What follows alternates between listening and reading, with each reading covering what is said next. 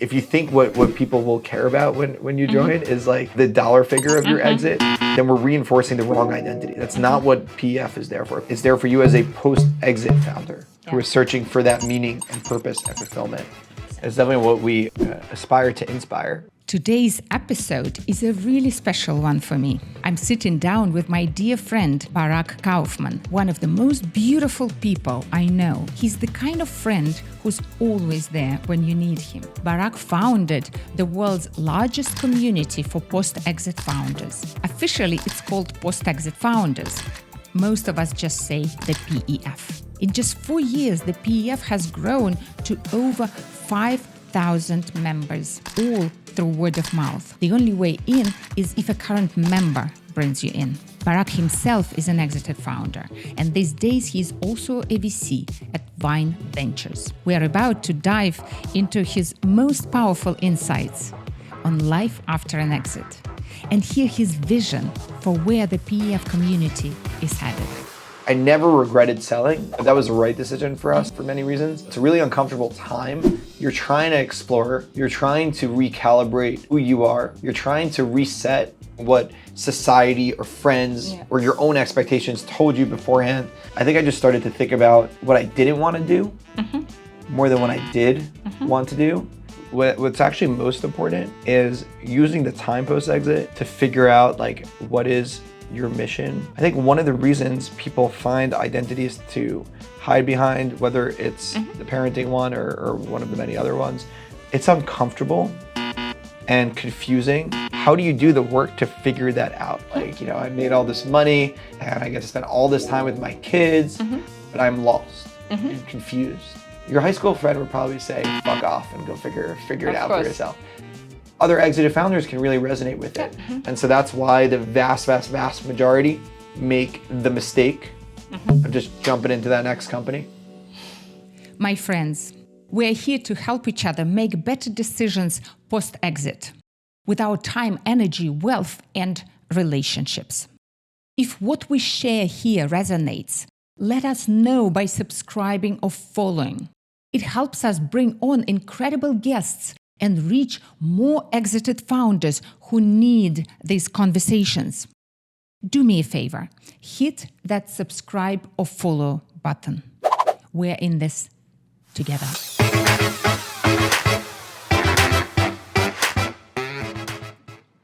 Hi, Barak. Hey, how are you, Anastasia? I'm very well. I'm so happy to see you. And this is the most important interview I've done so far. I definitely do not believe that is true. Having listened to a lot of your interviews, the subjects in your previous interviews are going to be a lot more interesting than this one. So. Well, there is a reason. There is a reason for that, because you are the most important person in the post-exit world, in my opinion, because you came a few years ago and created this incredible post-exit founder community, PEF, which disrupted the whole post-exit world, which was very fragmented and disorganized and didn't even exist as a world, to be honest. And I know because, as you know, by the time you created the community, I had been in that post-exit world for over 10 years. And during that time, I basically felt extremely lonely. I made every possible mistake because there was nobody else to learn from around me. I blamed myself for all these mistakes, so my confidence, my self-esteem went down. And then I finally realized, maybe 5-6 years in, that I really needed peers around me, and I started painstakingly looking for them around the world, and that took so much effort, so much time. And then when we first met a few years ago, I told you right away that I was so happy that you created the community because it changed everything. So since then, the PEF has grown even more, has created so much value for all of us. And I want us to start talking about that. Then later we'll talk about you and what you're doing now and the lessons you personally learned along the way. That sounds great. Firstly, thank you for the kind words about PEF. I definitely don't believe that I am the most important person. In some ways, the whole goal of like building this community and network is that it is not about me. I created this spiral that kept it going. And so honestly, it does feed the ego and feel good to know that like I created that to enable that impact to happen. But it's really PF, post-exit founders, it's stands for exactly what it sounds like. Some people call it PEF, right? There's probably a 50-50 split of people that call it PEF or PF. Yeah. It's this community and this network of exited founders to really learn from each other, right? So it's not, I do very little in terms of sharing. I just try to create the space in which people can deeply connect. And so to give a little bit more context maybe for PF, for those that are not familiar with it, PF started about 4 years ago now, shortly after I exited my company. And I wasn't as, patient as you to wait 10 years to try to find, other people to well, really you were connect much wiser, to. I don't know if I was wiser. Yes. There's a longer Yes. story there where I think if I reflect back on a lot of my life, not just, professional life, but personal life, community has been like a core part of what's grounded me and helped me through some of life's biggest challenges. I'd say the highs and the lows, community has always kind of been there for me. And so every step that I've taken professionally or personally, I've always seeked and sought out that community of folks that I can actually learn from. And usually I try to find the people that are slightly ahead of where I am, not too far ahead where it's hard for them to almost go back and empathize and connect, but enough ahead where they remember the challenges that they went through. Yeah.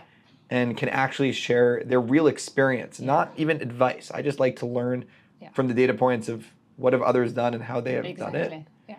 And so PF started, and I'll just share a minute on it, but PF started as originally I was just calling a handful of exited founder friends and mentors for advice, people that I respected who were a little bit ahead. And eventually, maybe after a few months, I selfishly was thinking, how much easier would it be if instead of having to call John and calling David and calling Samantha, I just had all of them in the same group chat to just post a question and see what they would respond. Yeah. And so I asked 10 or 12, of these founders and mentors and advisors of mine if they would be interested in meeting each other. And they all said yes. So I put them in a group chat, and I hoped it would turn into, something larger. And I had no intention of it becoming what it's become, or expectations that it would. But I hope that it would gradually, turn into this slightly larger community than the 12 people that were first degree of separation for me. And it did. It's completely been referral since then. And it's more than 3,000 now, isn't it? It's almost 5,000. It's almost 5,000. Yeah, Oh my God. Yeah. So we're Crazy. at 4,800 members now. We have about 200 Amazing. to 250 new members joining every month. The only way to get into the community is to get referred into the community. Yeah.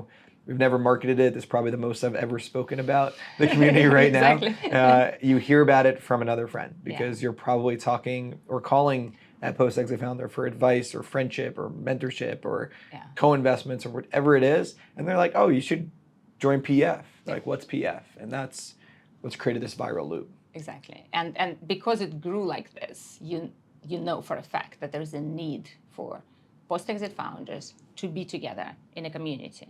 And I think this is exactly what changed everything, because now we all know where to go for any kind of advice. And I'm a member of so many different organizations, and all of them are very valuable for me, very meaningful for me in different ways.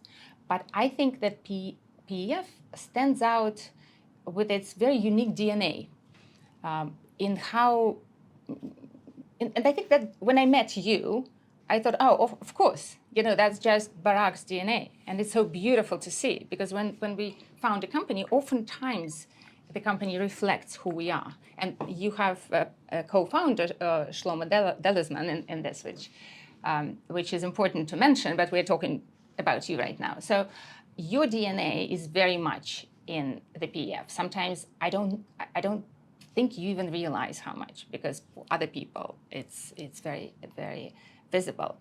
And there are things that are very unique. Like, for example, there's so much kindness and lack of judgment and lack of ego in the PEF. So if somebody joins and they are not necessarily at this level of kindness and goodness as you are and some other PEFs are, they naturally get very inspired and drawn to it, and they grow into better people. That's what I've seen in the last few years, and that's why people don't leave, right? That's the stickiness you actually become a better person by being at the PEF. It's amazing to hear. I hope that that's true. I mean, it's definitely 100%. It's definitely what we aspire to inspire, right, and to create better. Can we quickly talk humanity. about how you actually look at growing the community, because it's such a unique approach?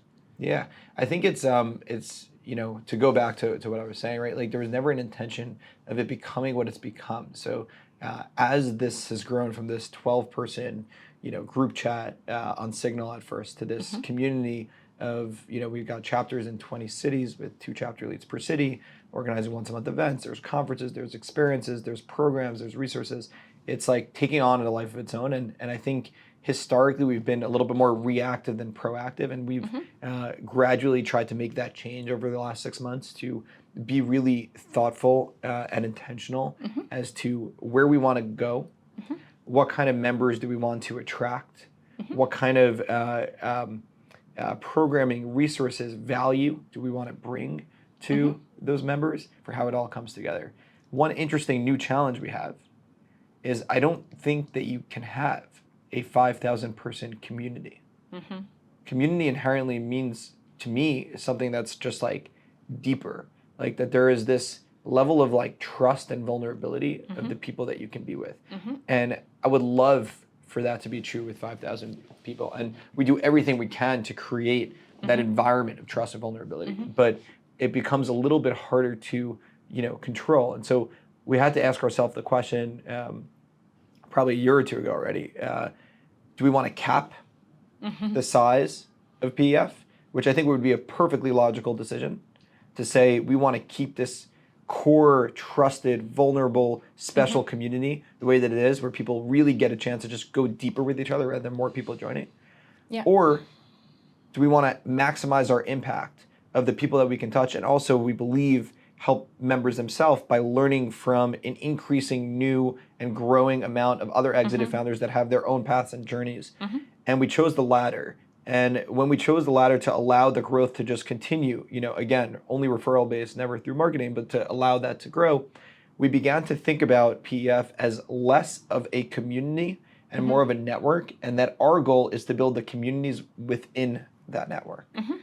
And that's where we really spend our time now. How do you get the right group of people that could connect around the right shared experience, or they're in the same geography together, or whatever it might be, to meet each other, to support each other, to be vulnerable with each other, to push through together. That's that's how we think about it. So network, and then kind of communities within that network. It sounds like a great approach to me. Lots of challenges along the way. It's a social network. It's almost a dating network.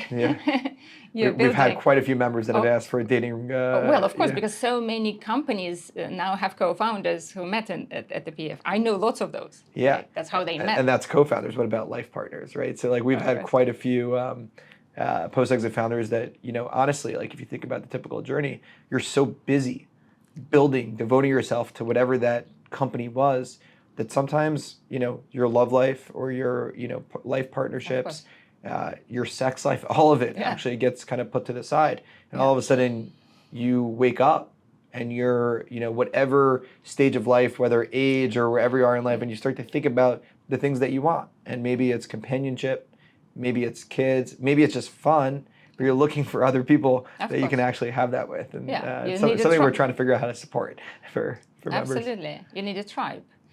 What worked for me in various organizations is that I look at them as the top of my social funnel, and then I just commit to spending actually years to find my people within that community, and I invest time and I invest effort to create a smaller tribe.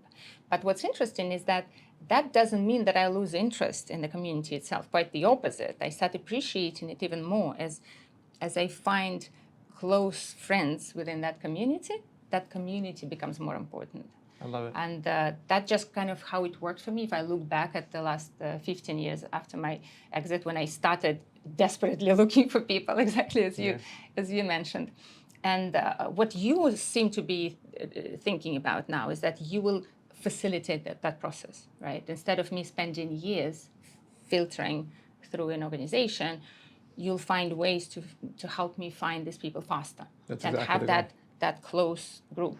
Yeah, the faster. question is like, how can It's you? super valuable. Yeah, so basically all of our time now, PF will continue to grow and people will hopefully continue to inspire each other. But like, we think about it as creating the almost intentional serendipity of it all around like right now, the way that it works is you go to our conference chapter X and you meet people, or you go to your local meetup, or you're messaging on the Discord and you're connecting over a shared topic.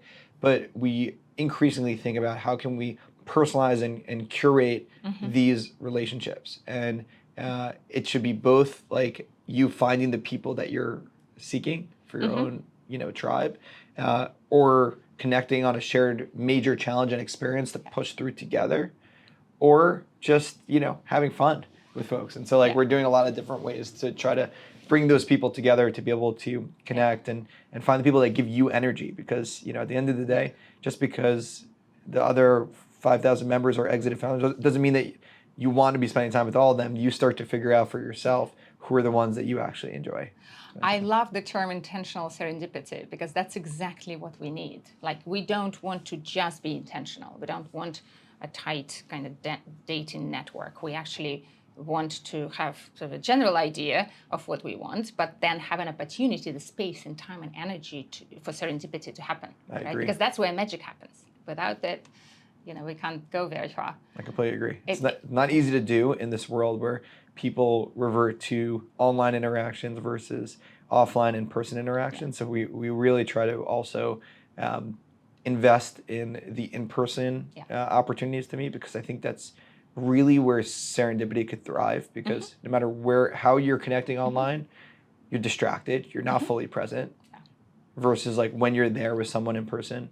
Yeah, and intentional serendipity is exactly what we need to find our new mission post-exit. Yeah. And we'll talk about it later, because I want to spend a lot of time talking about finding a new mission with you, of all people. But before we do that, can we talk a bit deeper about what kind of people you want to attract? Because you said you're thinking a lot about it, and your thinking has evolved over time. Yeah. So as of today, what is your ideal PEF member? Yeah, so I think we're really spoiled, right? Like I think like the exited founder persona is both the most interesting persona in the world, and I know we're both pretty heavily biased there, but like the opportunity to make an impact on whatever they choose to spend their time on. I don't think that there's a better persona in the world than exited founders who have had experience, have had some level of success, have a blank canvas to explore how they want to devote their energy and time into what problems. And so it is really impactful for me, for us, to be able to try to do our little part on shaping and paving the right road for these members. So that's kind of the first thing. So I think, from a baseline, exited founders tend to just have a persona that I think is amazing and energizing. And what it usually embodies, and what we really try to look for, is like, first and foremost, a give first mentality. There's something just really special about the give first persona. And I'd say most founders it's either innate or they build that, because in order to be successful in building something from nothing, at some point you start to realize that like you have this karma-based energy that you want to give in the world, and you've realized how you end up getting more as a result. And I think when you're post-exit and you have even more to give, you hopefully take that mindset of give first.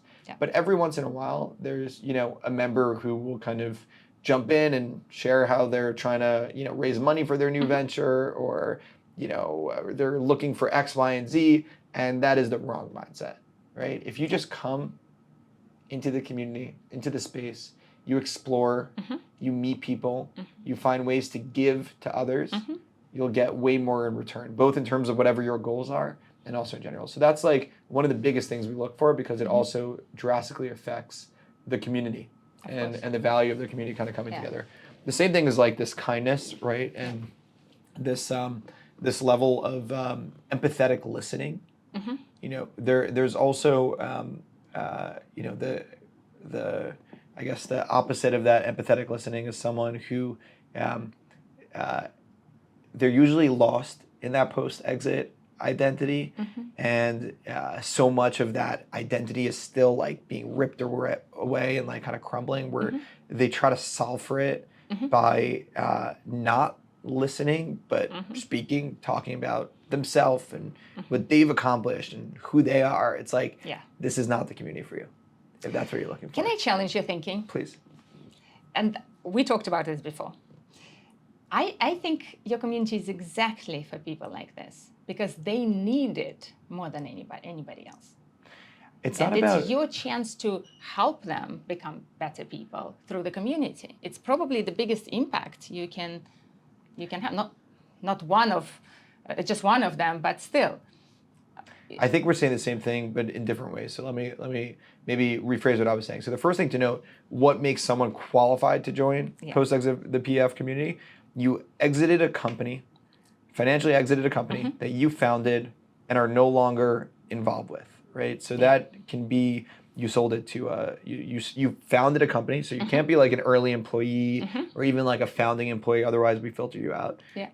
You financially exited, so there was some sort of financial result of it, and you're no longer part of that company. Maybe you're at the acquirer, but you're not, running it standalone and exited via secondary. So that's what we really look for who qualifies. And there's a bunch of manual work to make sure people don't sneak in, but like that's what we look for.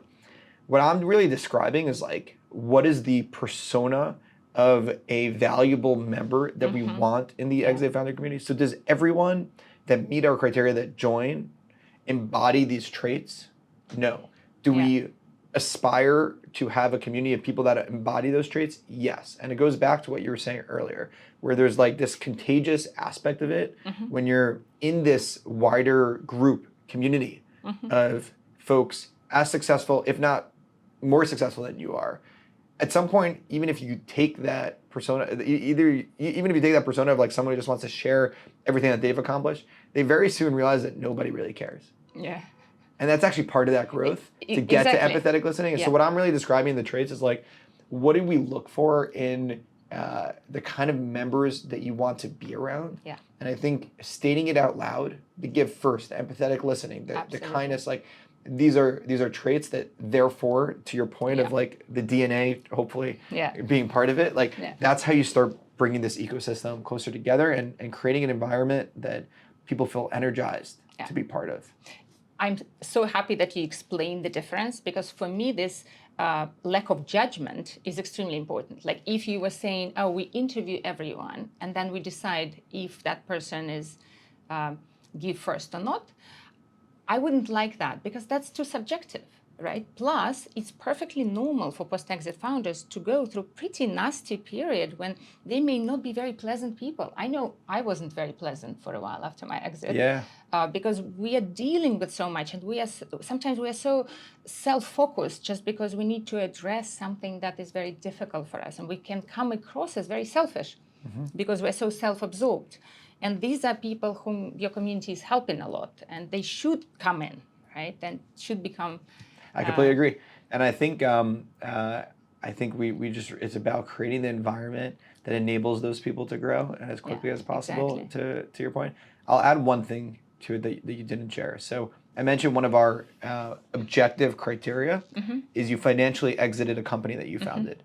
We've had many members over time strongly encourage, suggest, recommend that we also include a minimum dollar threshold of what does it mean to financially exit. I'm sure there's someone listening to this podcast right now who maybe they viewed their exit as not life-changing. They're like, would I qualify for PF? And the answer is yes.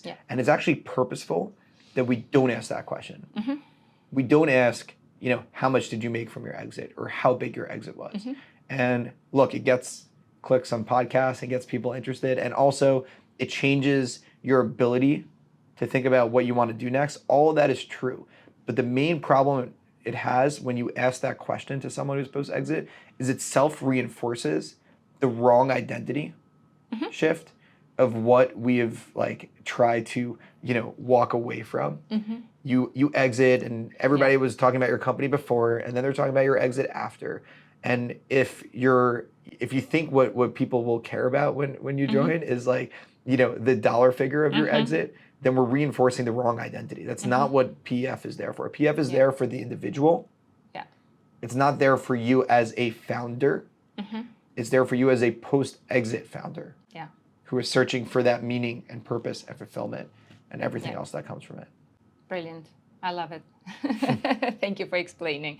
Because, of course, I also heard that a lot when people say, oh, you know, people have such a wide range of financial circumstances in the PEF. Do they actually speak the same language?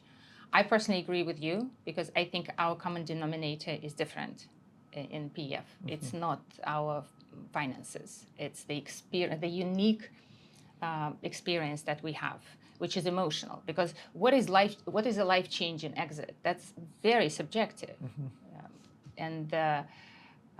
I love that about the PEF. Yeah, That's and you've written about, you know, what does it really mean to, you know, what is that? What do those numbers really mean? And I will just add, like, there are practical implications of that. You know, the size of the exit that like opens up or closes off like what can come next. Yeah. You know, as an example to make that more real, right? Like if you don't have financial means to support yourself and your family for a while, you might feel this urgency and concern around that provider identity you have to go solve for that. Yeah. And it limits the ability to explore and figure it out. Yes. And so there's definitely something that, you know, the money does afford, but it's not what we want to reinforce. Right, because if you are thinking of yourself now as a social network, which you should, because at 5,000 people you really are, it's not even, you know, traditional community, then you can break it up based on, you can slice and dice it in every possible way, and you can have communities for people who are dealing with exits that did not bring them financial security, right? They have very legitimate interests of their own. Yeah. But then there can be a separate group where people are dealing with the fact that they're no longer motivated to do anything in life because they think they have too much money and they're dealing with something else. But it doesn't mean that they cannot be part of this network. Completely agree. And then what I've seen a lot is that the last category, when people finally find motivation, oftentimes they actually start speaking to those who are building companies out of necessity in the same language, because then they're building a startup again, right? Then issues are very similar, right? Once they stop thinking about how wealthy they are, that they don't need to do anything else in life, right? Yeah. It liberates them also. Like you mentioned that the first group is not liberated because they don't have financial freedom, but the second group is also not liberated because they're often trapped in this sort of golden cage that they created in their minds. So true. And they also may not be, you know, missionary in their mindset, but for a different reason, right? So I can totally see or how have you figured out how to be missionary in their mindset, right? Yeah, or they're not ready for a number of reasons. And that's where your sort of community within your social network can be created for these people specifically to address their very unique issue, which they cannot discuss with anybody else except for people who can relate to it. Yeah, completely agree. Yeah. That's how we think about it. So now let's talk about you. Yeah. And your story is fascinating for many reasons. And one reason is that it's very unusual for me for an exited founder, because you started as an investor, right? Then you moved to be a founder, and now you're an investor again. Right? That's not typical at all. And I want to understand why that happened. And I'm mostly interested in your decision post-exit to go back to the investing world. Yeah. I'm going to go back to childhood even, actually. Please. Because as I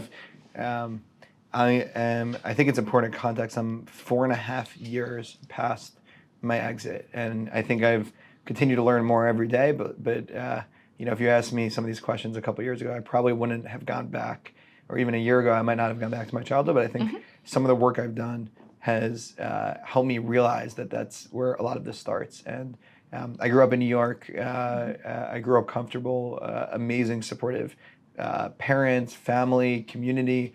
The part that I'm really going to go back to and zero in on without going too much into my childhood is like I grew up in a community where people spoke about money a lot. people spoke about money from the perspective of like sometimes it was what they didn't have, or sometimes it was showing off what they did have. But like money was brought up a lot at like tables with family and friends, either directly or as like a subtext. And I remember in like 6th or 7th grade, actually calculating, to live in New York and to have a family and to provide for them and hit the core pieces of what I want to do, how much I would actually, a family would need to be making, not me, but a family would need to be making in order to support them. It's a really young age to be doing that. Yeah. And it kind of just was like self-reinforced, honestly, I would say throughout my life until that exit, where like, I think if I trace back a lot of decisions that I had made up until that point, it went back to how do I remove that anxiety that was like sitting there on like that provider identity that I had in order to do it. And so now to actually kind of share that story, right? Like, so I, University of Michigan for college, studied business, partly because that was the most obvious path to do that. I was very fortunate to work at UBS on the sales and training floor for 2 summers, just like as an intern. But like usually those are the internships that the people I was working with were MBA interns, or they were towards their end of their undergraduate degree, and it helped me realize that I don't want to do that. Yeah. I was making really good money at a very young age, and I realized that I spent most of that time looking at the clock for how much money I was making per hour for the end of the day to go home and be done with it. Like the actual work was really, I mean, I use this word a lot around like what drains my energy or gives me energy, but like really drain my energy. And I was fortunate to kind of just explore something totally different. Went to Israel for a bit, worked at a startup accelerator there, got a feel for startups, and like fell in love. But I wasn't ready to kind of jump into starting something. I did some small things on the side in college, but I wasn't really ready to start something because I didn't have the risk tolerance because of going back to that financial anxiety and wanting to provide. And so the default was like, what about venture capital? But venture capital, this is 2012, 2013, like it was not easy to get a job in venture capital, especially like straight out of school. I actually accepted a job at a consulting firm, and very last minute, Insight Partners, who's one of the largest VC firms in the world, actually came to recruit on campus for the first time. Long story for how that happened. Got the job, was at Insight for 3 years doing software investing. Great path, great people, interesting job. And I mean, this would be recorded, but it's okay. I'm at a position where I could share this. Like, I honestly looked up, I kind of poked my head up one day, and I looked at the people that were kind of 10, 20 years ahead of me at the firm or on the same path. And not only did I not envy them, I didn't really want to be them. Yeah. So all of a sudden I woke up and I was like, okay, I've got my dream job. I'm compensated very well. I can solve for that financial anxiety piece just like, by staying there. And, there's the job is interesting. Yeah. But it's not really what I want to do. And I think that like that deep-rooted desire to build something of my own was kind of always there. And if you think about my job was like sitting across the table selling money while the other person was like building, and like You wanted to be them. I wanted to be them. Yeah. And like and at some point like I had this idea I couldn't shake, and I started talking to entrepreneur founder mentors of mine, and they were all like, I had no fucking clue what I was gonna do, or what I was doing and how I was gonna do it. Just go try. I was like, what do you mean? I've never had operating experience. I've never hired anyone before. How am I just gonna go start a company? They're like, just do it. And yeah, I grew the courage to just like, leave the investment firm, start, my last company was Shlomo, who runs PF with me as well. It was a software company, went through a lot of learnings, and then exited in early 2021. So it was about 4 years from start to finish. Brilliant. Yeah, and it was a financially life-changing event. I was just turning 30 at the time, so it was a pretty young age to do that, and it was the questions kind of coming out of that experience that led me to start PF and to look for those mentors and advisors to help on the tax and wealth questions, to the more existential Yeah. identity, purpose, fulfillment. So from there to here, that's very interesting, right? Very relevant, because now we're in the post-exit territory. Yep. And I think it's wonderful that you are talking about your childhood, because what I've observed is that lots of post-exit founders who are going through this experience really, really well, they find that deeply fulfilling path for themselves. They find their mission, they find their tribe. At some point, they do go back to their childhood to find out who they really are, because that's where we need to start, right? And that's the luxury of being post-exit, that suddenly we don't need to go find the job that our parents or somebody else thought would be the right thing for us to do, but we can finally find our own thing. Yeah. And again, you and I will go back to talking about mission very deeply, but how did you find your mission? Because I love you. Can you share your mission? Because I love your mission. My mission around helping exited founders find their meaning and purpose and fulfillment. Their mission, right? Yeah, exactly. Your mission is My to mission help is helping others exited founders find their mission. Exactly. Find their Yeah. mission. I think for which me, is perfect. Yeah, and for me, it's really focused on the exited founders find Yeah. their mission, because I get energy from, as I mentioned, I'm biased, but I really think it's the most impactful persona in the world. But let me. I am as biased as you. I know are, we right? both That's spend our time there. My so- mission too. Exactly. Okay, so how did you find that Yeah. mission? So first thing to note, as typical in a lot of exits, I had committed to stay at the acquirer for a number of years. So I'd say most of the rest and vest phase for exited founders, I'd say like the median is like 4 years, and because that's what most of them look like. But it would range from some people are don't have to stay, pretty rare. Some are 6 months. For us it was 2 years, which was pretty fair. Yeah. So shortly after exiting, you now have a job, and you have a boss, and all of a sudden this identity that you've built up is gone.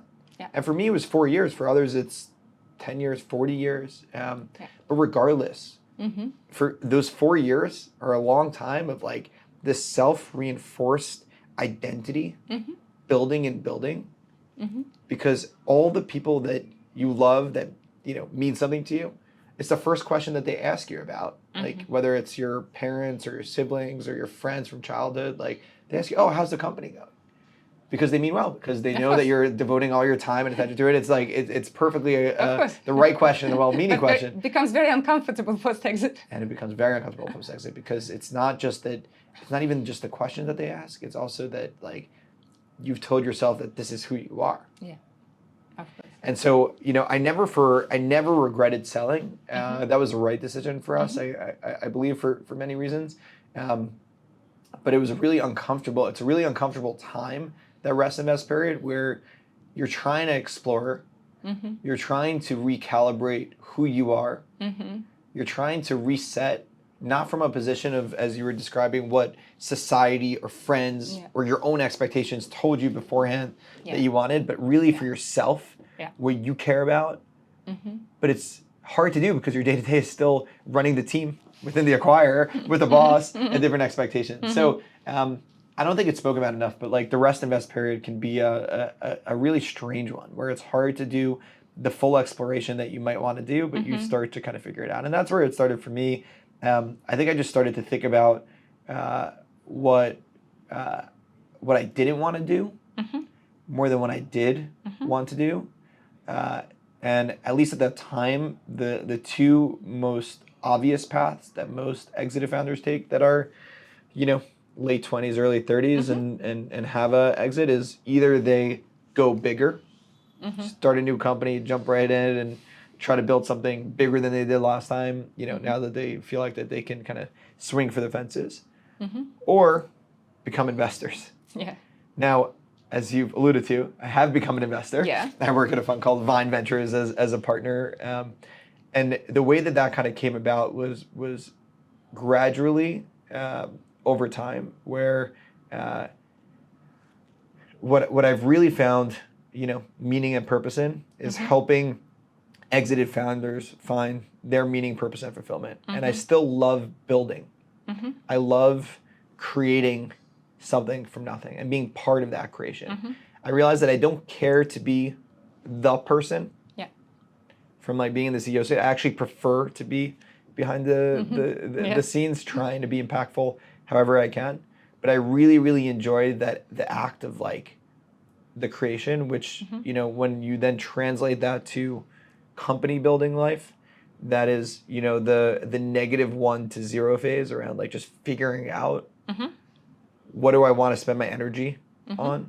It's not just for profit, it could be nonprofit, but like what is the problem area that I want to wake up every day and spend the rest of my life trying to solve. And then that's for about the individuals working on it. And the second part is the 0 to 1 of getting it to a point where, okay, this is a real company. And what I really don't enjoy is the 1 to N scaling operationally part. What I also don't enjoy is just, putting money in a company, which I did. I've done a lot of angel investments and not really being impactful. Yeah. And so within Vine, I started as an operating partner, then a venture partner, now I'm a full-time partner, but it's always been focused on just like working with exited founders.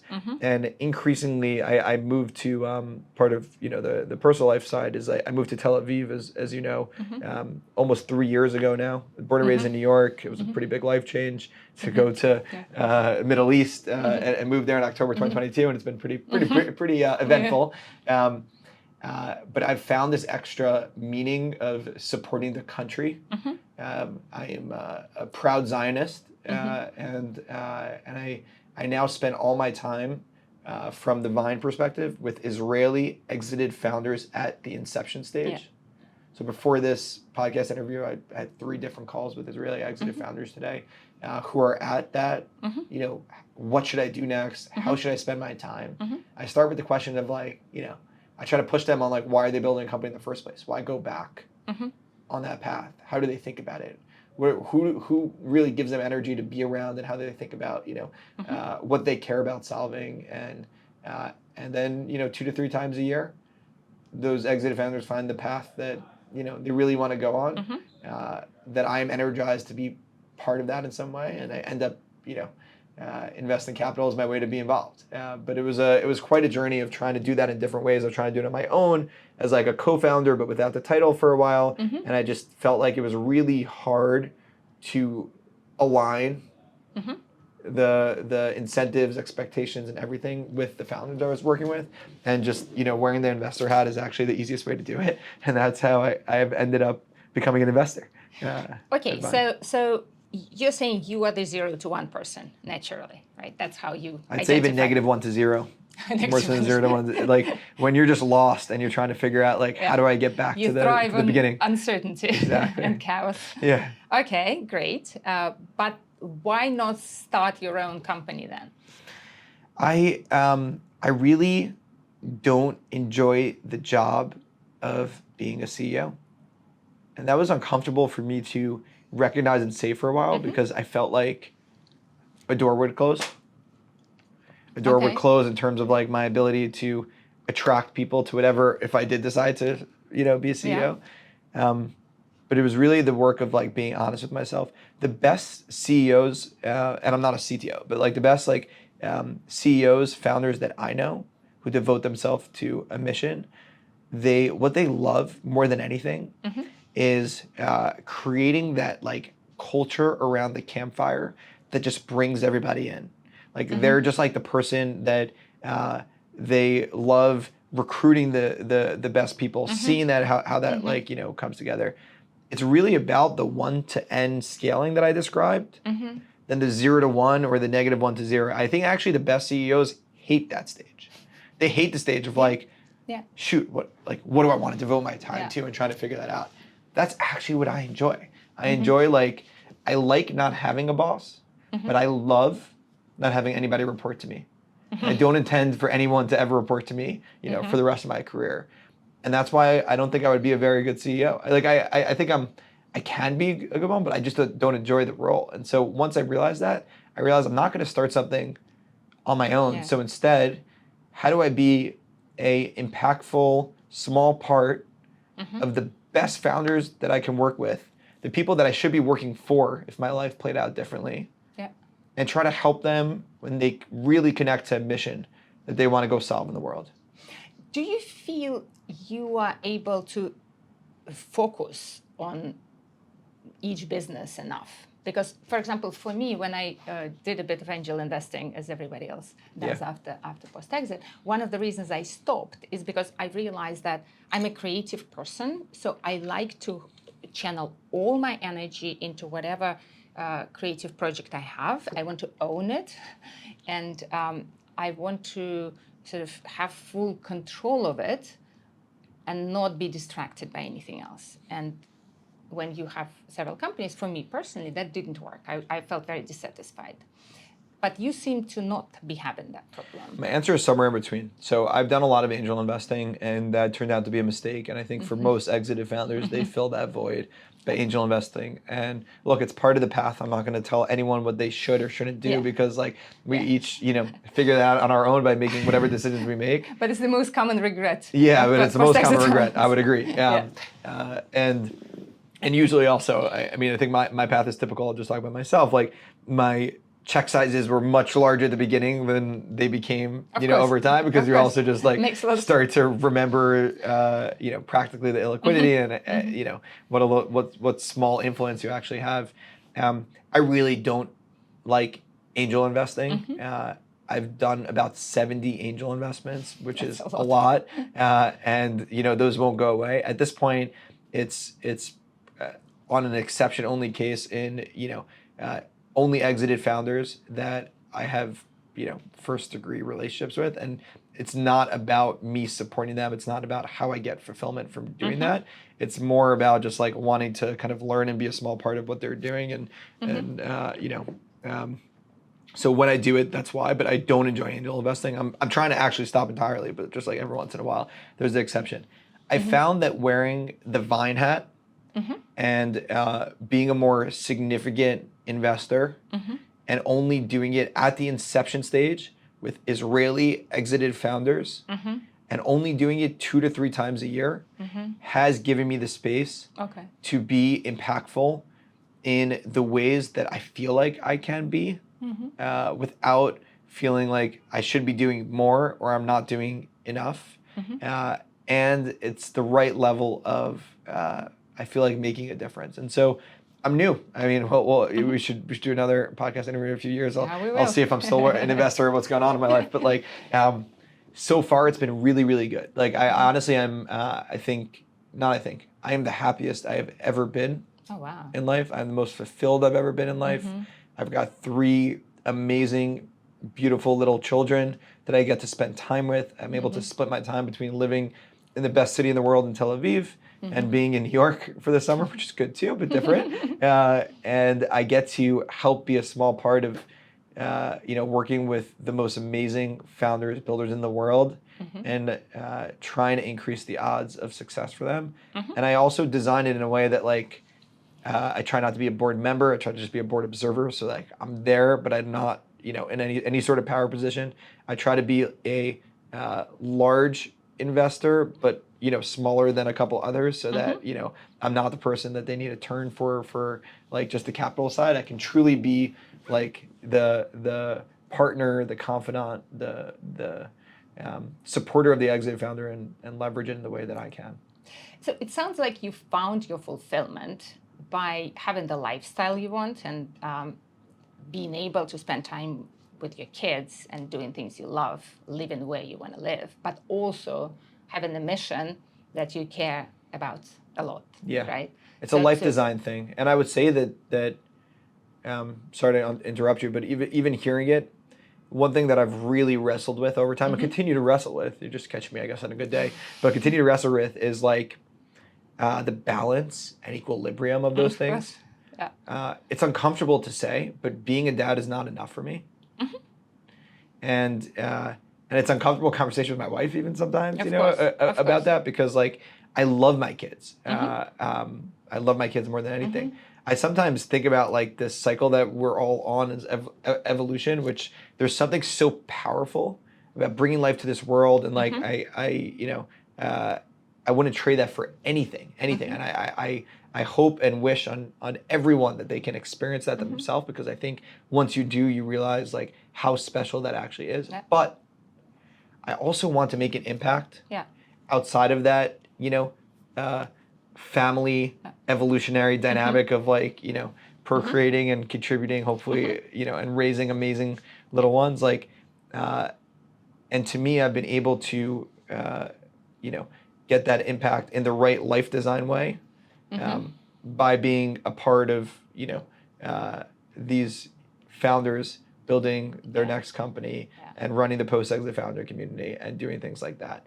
And it's not perfect. There's actually trade-offs on both sides in order to have that life balance. And it's like a seesaw of like, if you start being on a plane too much because you're traveling around helping, the founders and you're not seeing your kids, like it's out of balance, and vice versa. If I'm like, just prioritizing being there for everything for my kids and pick up and drop off, like there's not enough, hours in the day to be impactful on the other side. So it's this constant balance that I actually struggle with, to be very clear. Yeah. But I feel like it's at this stage of my life, it's the right balance for me. So can you share some of the things that helped you create this balance? Like some people have clear boundaries, some people have something else. What works for you? I know it's a challenge. Yeah. It's a challenge for everyone. Yeah, I'll say like the first thing that comes to mind is religion. So religion's an interesting one. I grew up, Orthodox Jewish. I still identify in the world of modern Orthodox Judaism. I struggle with faith in, call it if faith is the belief in God, but I really see the power of religion as a construct for meaning, purpose, and fulfillment. Yeah. And that's a big part of who I am and what's helped me there. Meaning I observe the Sabbath, and so for 1 day every week, I'm completely offline and fully observe it. Like it's like I'm not on my phone, I'm not watching TV, I'm not getting in cars. I'm Amish for all intents and purposes, right? Like, and it's amazing. And I think even for those that are non-Jewish or non-practicing, like just observing a digital Sabbath, like it just breaks you from this, like pressures of the world that constantly is thrown at you. And so I think that's been a big part of a few aspects. One, giving me the space to truly introspect. Two, giving me a guidebook for how to introspect and how to think about, the meaning and purpose of myself on this earth that's bigger, that's more about the collective rather than the individual. And then three, community. Like a big part of religious Judaism is that community, is the support, is to be able to see, mentors ahead and support people kind of behind, which looks very similar to, what we've tried to embody and create within the post-exit founder community in some ways. But that's the first thing that comes to mind in terms of what's actually helped me. The second thing that comes to mind is the growth of the post-exit founder community. I've met one-on-one a couple thousand exited founders since selling my company. Like there's nothing like that experience of just like learning from others and seeing others' paths to think about how would that, fit with you. Like the exit was meaningful enough that I don't need to be doing anything from like the for-profit perspective. Everything I've built is like independent of that. But going back to we're talking about some of the investing side, we're talking about some of the family side. Also have this post-exit founder community that's like a lot of work, and I actually realized for myself that like running a community wasn't going to be enough for me either, which is why it's like part of this holistic whole. Of how to have those like different buckets. And so I guess, trial by fire, right support around me, religion as like a grounding construct, and then, the firsthand experience of like learning from other exited founders and their journeys. Great. I want to talk about parenting, because we both know that full-time parenting is a very typical path post-exit founders take. And it's very understandable. We lose our community that was mostly in the business, and then our family has to satisfy all our social needs really, which sometimes is unfair on our spouses who suddenly have to deal with our neediness for, all that love and belonging, Yeah. right? But what I noticed is that most of us only really love doing it 100% of the time for about a year. After a year, we all feel this kind of need to do more. So I think there is no reason to feel guilty about it. It's natural, right? So the way I see it is that we satisfy this need for love and belonging within that year by being with our family. We engage in this incredibly beautiful experience of being with our kids and our spouses full time and not being distracted. But then we naturally want to do something else because we actually want to give more, right? We have more to give. Being a parent is not all of us. Yeah. Right? We have more to give. And specifically for post-exit founders, we have so much to give because we gave already. We've grown in that contribution sense, right? We are at a stage where we have a hunger for contribution. Because I've yet to meet a successful exited founder who hasn't moved from being very selfish to being this person who has to contribute a lot, right? Because we do it with our employees, we do it with our customers.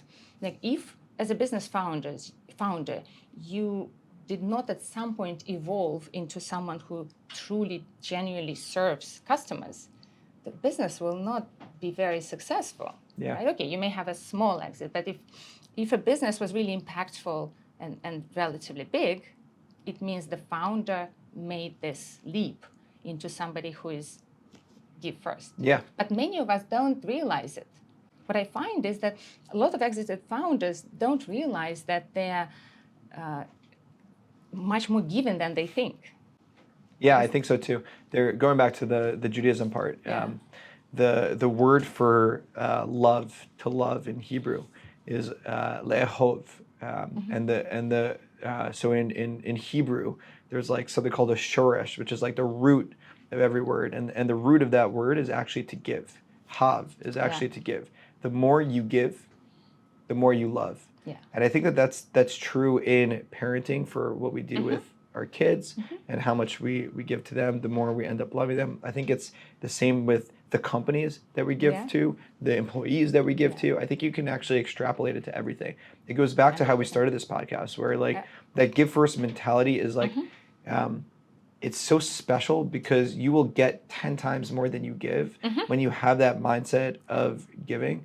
And I completely agree that like there's a lot to be taken from parenting that you can kind of apply in that world, and nobody should kind of box you into whatever identity. Nobody should tell you like, how you spend your time. So maybe full-time parenting is the thing that you really find meaning for. Like, I don't believe that there's one path for everyone. Yeah. And so when I'm like describing it, at least this is my personal belief, like when I'm describing it for myself, it's just more about how I, get fulfillment and energy. And I have met people that, are exited founders that really end up getting all in on their, children. And the one thing I always try to push and encourage them to think about is the stages of life, right? And so that's great and wonderful, but it's always important also not to get caught up in like what's in the future, but to think about it.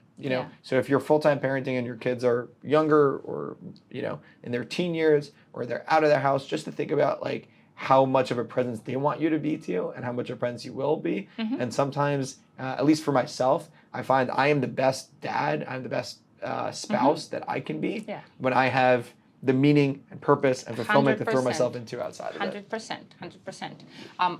I know quite a lot of exited founders who focused on full-time parenting, and then for whatever reason, they continued on that path without finding another mission. And when I talk to them in year like 8, 9 post-exit, and they're still only doing parenting, what I notice is that to me, it often looks like it was an excuse not to deal with very difficult decisions. Like, for example, should I go back to building a business? It's very scary, right? We know it's hard. When you do it first time, you just don't know it's very hard, right? But to make the decision to do it again is a hard decision. And I find that some people are just kind of hiding behind the parent identity, and that's not very healthy. Yeah, and I think the parent identity is just one of the many ways that It's people one of hide, them, right? yeah, but it's so noble that it feels very comfortable to say, oh, I'm a happy full-time dad, and I haven't done anything else for the past 10 years. But I find that oftentimes it doesn't come from a good place. When you dig it's in. important to be aware of it, that maybe we are lying to ourselves if we are just focusing on that identity. Yeah, I think, not always. I'm not saying that it's yeah, always well, the case. I'll go back to, I think what I'm hearing and I agree with is what's actually most important is using the time post-exit to figure out like what is your mission, what is you care about, and and honestly there aren't. I think one of the reasons people find identities to hide behind, whether it's the parenting one or one of the many other ones. I'm a philanthropist. I'm sitting on nonprofit boards. Angel investor. Exactly. There's a lot Lots of these that people have, and but at the same time, it's more about just like it's uncomfortable and confusing and amorphous to figure out like how do you do the work to figure that out. And I think it's how you're spending your time with some of the smaller sessions you're doing with people to do it. But like there isn't a place to turn and there isn't a playbook. And it's also not a comfortable question to go, talk to your high school friend about. Like, I made all this money and I get to spend all this time with my kids. And I get to, invest in what, all these interesting companies, and I'm on the boards of these nonprofits, but I'm lost and confused and don't know how, like, it's not doing it for me. I don't know how to get my energy. Your high school friend would probably say, fuck off and go figure it out for yourself. Other exited founders can really resonate with it. And there are some, programs out there that people do for aspects of this, like the Hoffman process, for example, or, doing deep work with a coach on your ikigai and things like that as frameworks. But it's less prescriptive. And I think exited founders that got to that point, like they had some sort of path that they knew how to do it, and all of a sudden they restarted. And so that's why the vast, vast, vast majority make the mistake of just jumping into that next company. Because it's actually the easiest thing to do. It's actually easier than hiding behind the angel investor identity and the founder identity, because at least those force you to pause in some way. Jumping into the next thing without thinking about it is the most logical. It's back to your comfort zone. Yeah. Which is so paradoxical, because we as entrepreneurs, we think, we are always willing to come out of our comfort zone. But I'm sure you see that a lot in post-exit founders as well, that the whole challenge that we face post-exit, when life suddenly becomes much bigger. It's not just our business, but we face everything else that we hadn't faced for a very, very long time and don't know how to deal with it. It can be so overwhelming, so scary, that it's very easy to just go back to what we think is a comfort zone. The problem is, of course, it's not a comfort zone, because a startup never is, right? And that's why there are so many failures. I completely agree. I think it's that's why we try to create the space in the community for it. Like, go back to what is the post-exit founder network community today? Like, it goes back to what is our goal. Our goal is to be the most valuable community and resource for exited founders. And so I think exited founders can be at those different stages that we've spoken about, the rest and vest, messy middle, the on the next mountain, the actively, Can we slow down here? Because that actually brings me to the next section. Because I'd love you to tell all of us how you see most typical pattern and most typical paths for post-exit founders. Yeah, for sure. So the first thing to note is, like, I think the journey, it forks in different ways for people, but like most exited founders fall into one of three buckets. So one is that they're in what often referred to as the messy middle. Now, within the messy middle, when you double click, what does that mean, the messy middle? It's more of a feeling of like, not really sure what kind of comes next. So during that messy middle, if you think about, reflecting on my own journey, that was like during the rest and vest phase when you might still be at the acquirer. maybe you left and you're taking a sabbatical, which I think the exit founders that end up having the most clarity usually do take a sabbatical, almost exactly 1 year. Yeah, agreed. Yeah, and so it's hard to do, really, really hard to do. Like to not get pulled into something and do something and just really give it a full year. But I think once you do, you get a lot of clarity. As someone that didn't do it, I wish I actually did it more.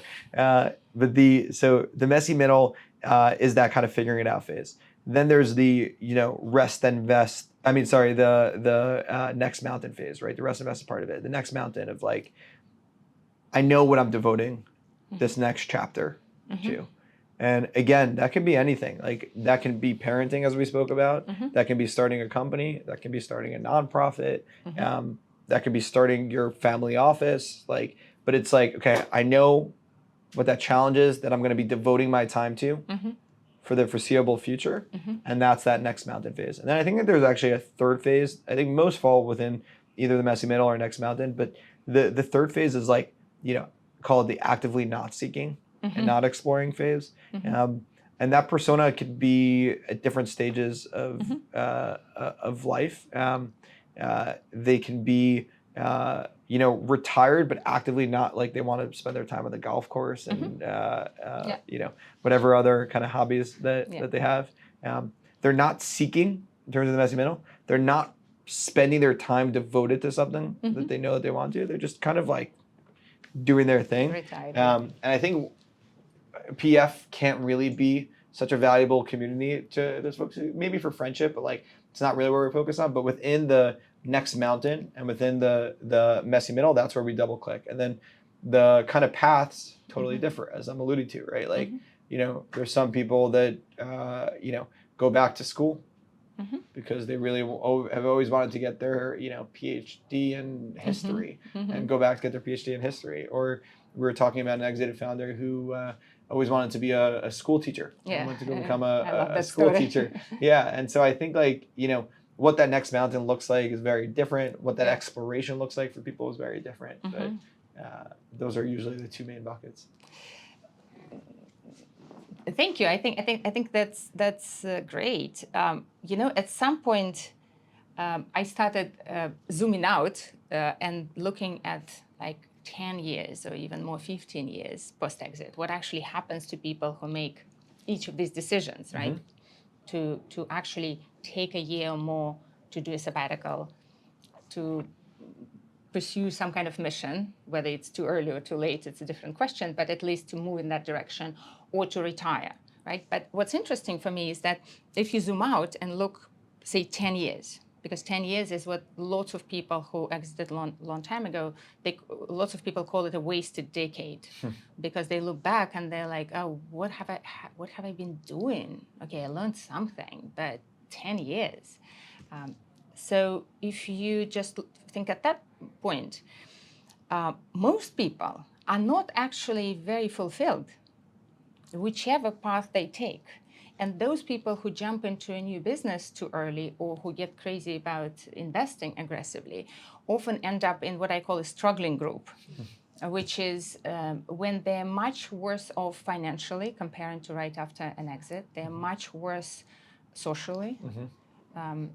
They're much worse emotionally.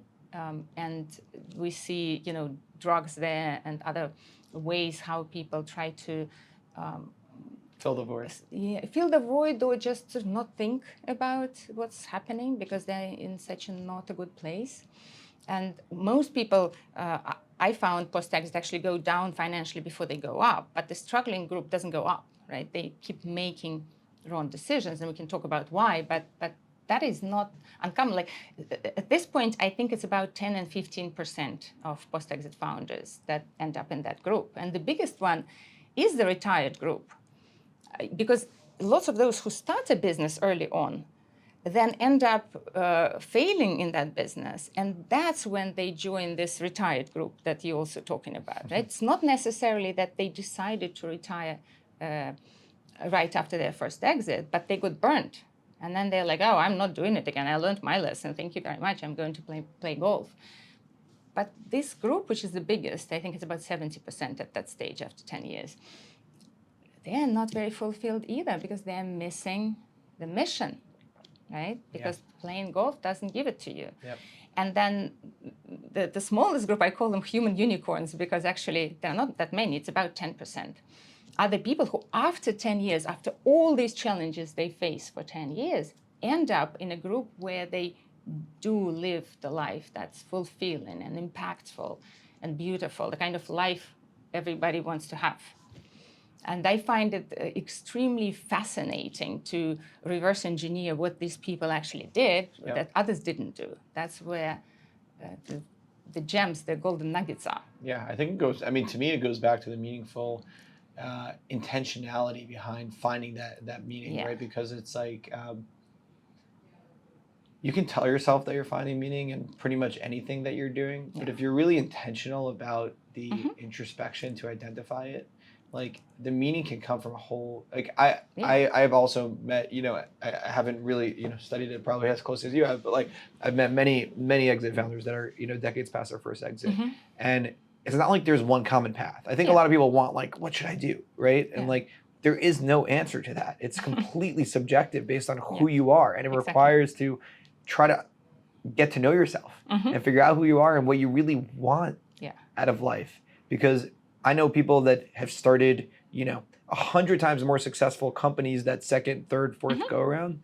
And they realize at the end of the day, and fortunate, similar to you, to have some of these more vulnerable conversations, they realize at the end of the day that they are miserable because they were not there as a presence in their kid's life, as an example. Or vice versa. People that, you know, didn't start something and they feel like that they wasted away, you know, a decade plus because they were angel investing and being a parent. But like, that's why I'm most inspired by the exited founders that do things completely differently. Like, you know, they go into woodworking for a while, or they, you know, there was one guy that ended up working on an Amazon warehouse as like a picker because he wanted to, you know, work with his hands, you know. Or farms. And farms. There's a lot of folks also, actually a lot that go into kind of, you know, farming and agriculture, especially tech founders that kind of want involvement in the real world. The point though is when it's like so weird, so different from the path that they were on, I always find myself like really admiring that the most because they made a conscious decision to explore something that they think gives them energy. To figure out where it takes them. And even if they go back 360 to where they started, they took the path. You know, I have this framework for kind of finding our next mission, which goes like this, that we first need to go inward, right? And to find those natural inclinations we have for whatever in life, right? But we have to go inward first. Then we need to go outward because we actually need to start experimenting with the reality. We need our findings about who we are to meet the reality. And this is when a spark often happens. And that spark, I find, sometimes is quite dangerous. Because if people at this stage 2 jump into a business, they're usually not ready for it. It's just sort of this emotional thing. They see something, but they don't know why they're really doing it. But if we look at those legendary founders who created much bigger business, but also created an amazing life for themselves, every single time we see that after step 2, they go into apprenticeship.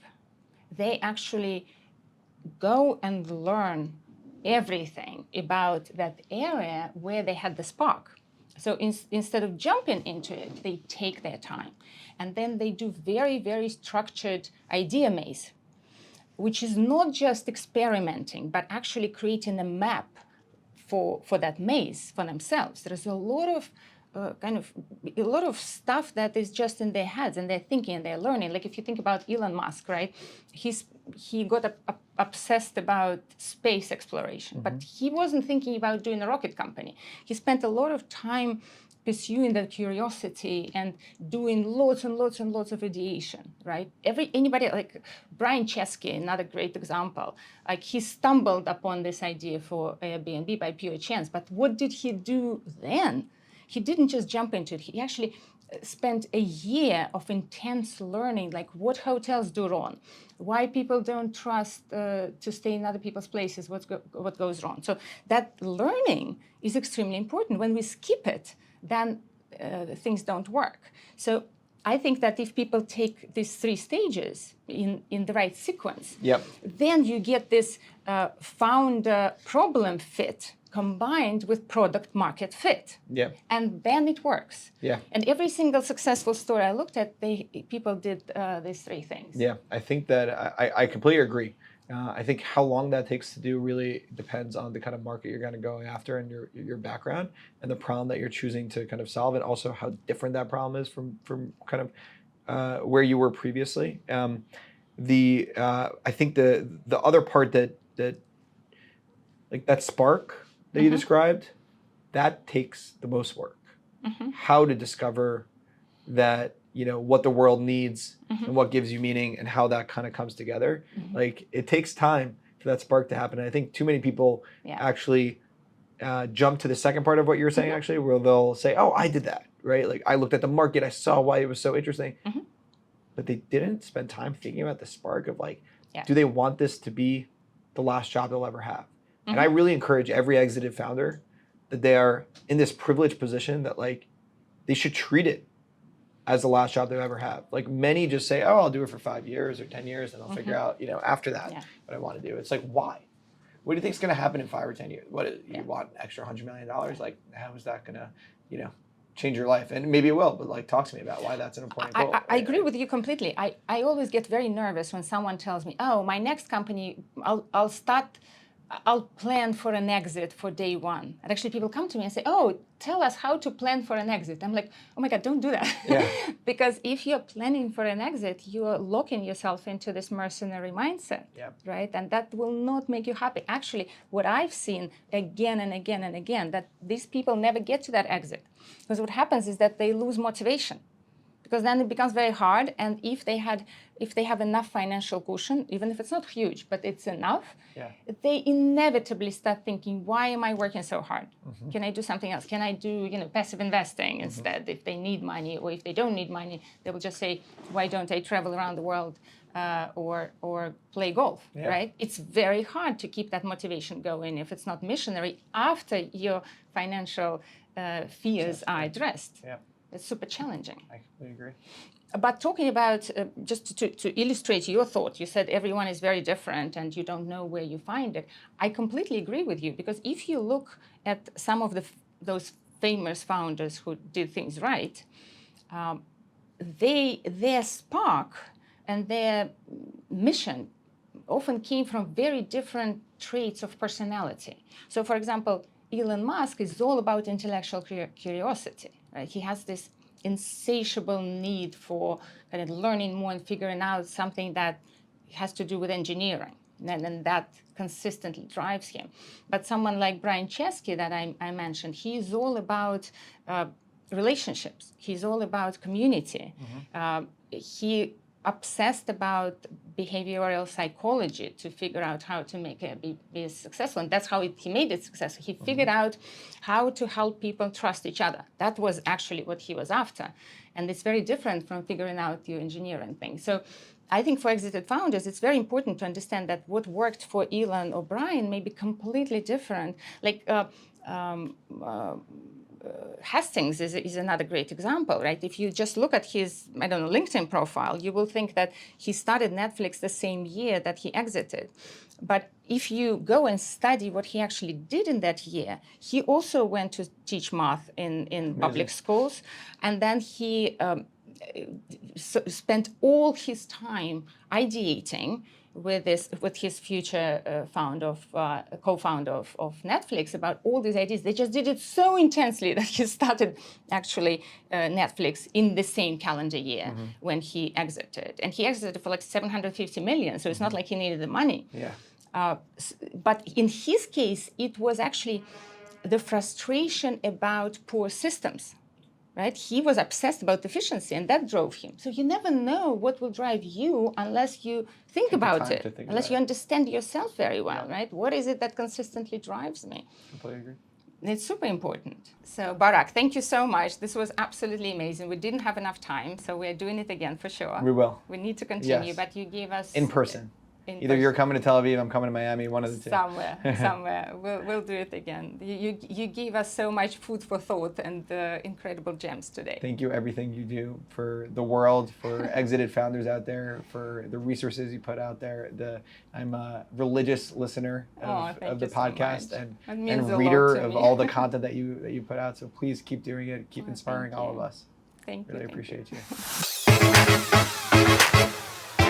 On this podcast, we are building a real post-exit playbook together. If today helped, hit follow or subscribe so you don't miss the next one. And please share it with one exited founder you care about. Thank you.